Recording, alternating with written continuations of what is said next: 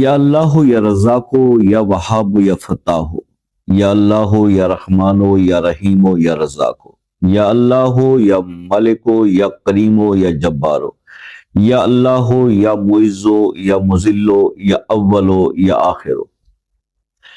یہ اسماء الحسنی، یہ وظیفہ 40 دن جس نے بھی کیا، 40 دن یہ وظیفہ جس نے بھی کیا وہ دولت مند ہو گیا۔ آپ بھی ضرور آزمائیں۔ یہ جو اسماء میں نے آپ کے سامنے پڑھے، ان اسماء کو آپ 22 بار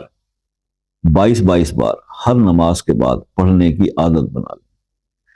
نمازوں کی پابندی کریں، شکر کرنے والے بن جائیں، کیونکہ یاد رکھیے گا غربت ناشکری کی کوکھ سے جنم لیتی ہے۔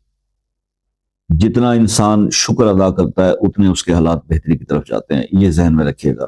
اس وظیفے پہ عمل کیجیے، اللہ تعالیٰ آپ کی